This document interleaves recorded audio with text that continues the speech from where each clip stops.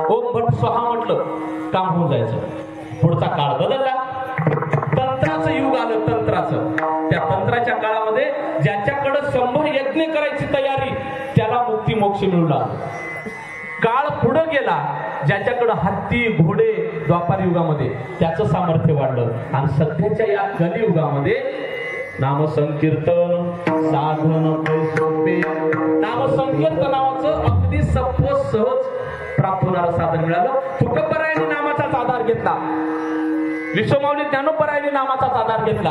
आणि अजून पुढे जाऊन बोलू का महाराज, 50 वर्ष वयामध्ये ज्यांनी विश्वामध्ये आदर्श असं अलौकिक कार्य केलं, 350 किल्ले ज्यांनी 50 वर्षाच्या आपल्या अलौकिक कार्यामध्ये बांधले ना महाराज, त्या छत्रपती शिवाजी महाराजांनी तरी काय केलं महाराज?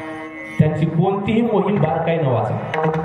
प्रत्येक ठिकाणी महाराजांनी भगवंताच्या नामाचाच आधार घेतला, कुठलीही मोहीम असो। हर हर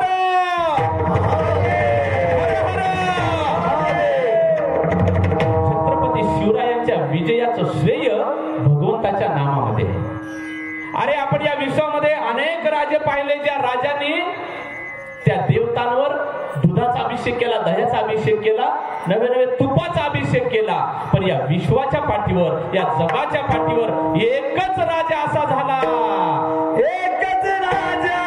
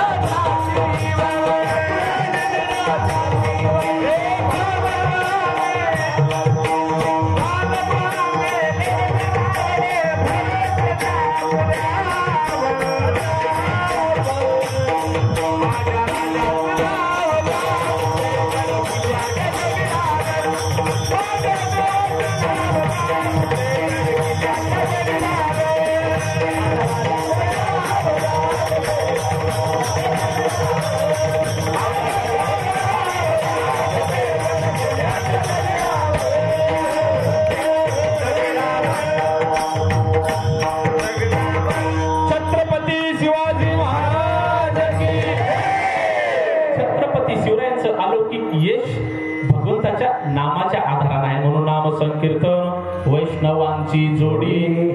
वैष्णवाची जर प्राप्ती किंवा मिळकतच खरी काय असेल तर भगवंताचं नाव आहे। एकाने विचारलं महाराज काय फायदा झाला? पापे अनंत कोटी कोटी गेली त्याची। अरे थोडं पाप गेलं नाही महाराज, अनंत कोटी किती जरी पाप केलं त्या पापाचं क्षालन एका नामानं होते। कल्पना नाम मंत्र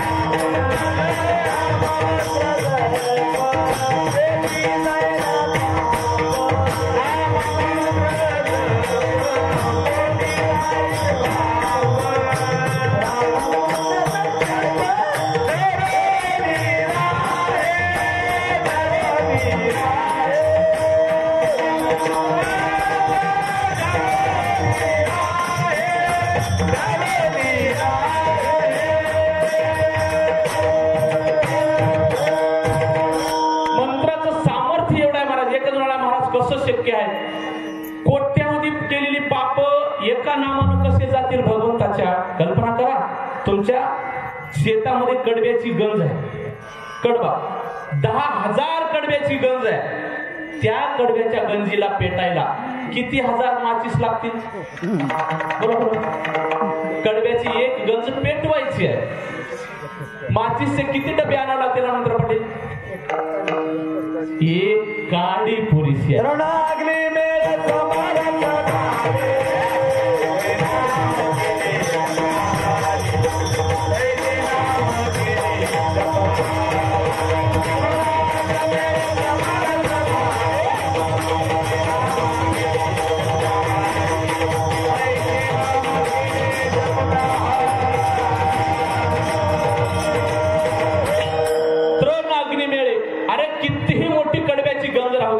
एक माचीची काडी पुरीसी आहे महाराज, तेवढं सगळं जळून खाय व्हायला तुम्ही कितीही जरी पाप केला असाल, बरं काय पाप केला असेल आपण करून करून, एखाद्याचं खडूळ आणलं असेल किंवा एखाद्या माऊलीचं उष्ण पीठ आणून वापसच दिलं नसेल, काय पाप आहे महाराज? हे पाप काहीच नाही. खरं पाप ऐका पुराणामध्ये किती झालं होतं, एक माणूस मारायचा आणि एक खडा रांजणामध्ये टाकायचा.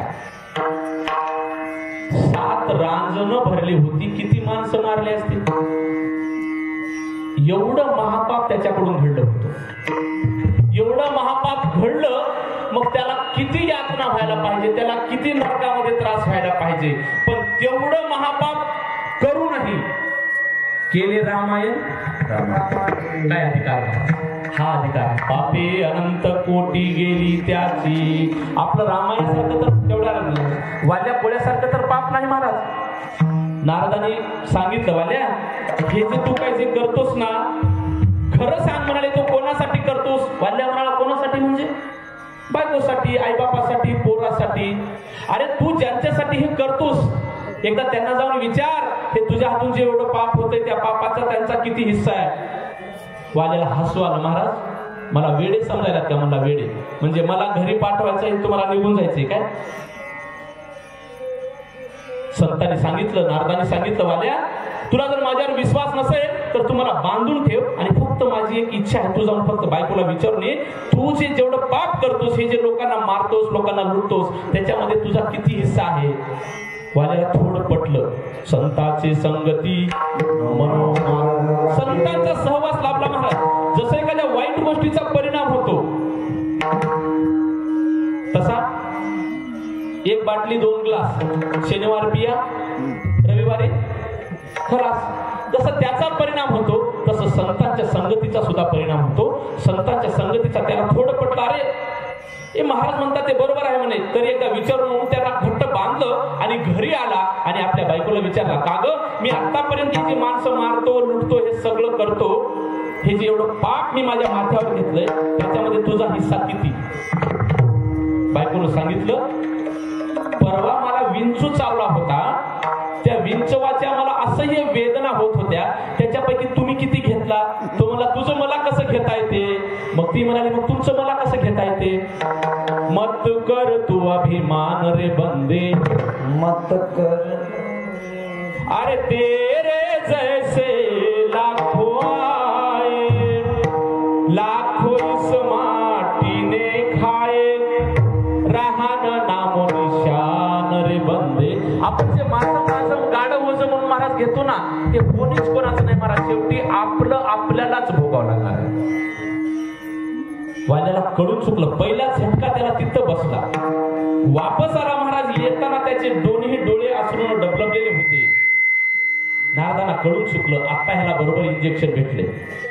नारदाने सांगितलं, काळजी करू नको, एवढं जरी तुझ्या हातून पाप झाला असेल तर तू फक्त एका राम नामानं तरशील.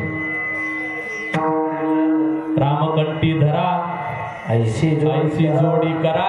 नारदाने सांगितलं, तुला जरी एवढं पाप झालंय वाटत असेल, पश्चाताप होत असेल, तर एकच करतो, फक्त भगवान श्रीरामचंद्राचं नाव घे. पण काय दुर्दैव महाराज, एवढं पाप करून त्याच्या तोंडाला वेगवेगळ्या अनावश्यक गोष्टी असतात ना, त्याला राम सुद्धा म्हणता आलं नाही. त्यानं उलट म्हणू लागला, मरा मरा मरा मरा मरा मरा मरा मरा मरा मरा मरा म्हणणारा त्याचं कधी कधी राम झालं कळालं नाही. आणि एवढा महापापी केवळ एका नामामुळे तरला. नामे जपता